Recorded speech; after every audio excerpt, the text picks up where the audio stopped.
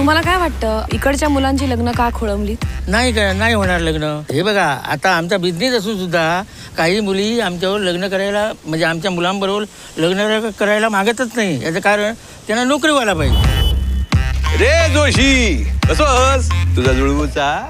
नाही तसा असला तर सांगा माका. अशी पोरगी शोधून देते पुऱ्या हिंदुस्थानात शोधून सापडायचा.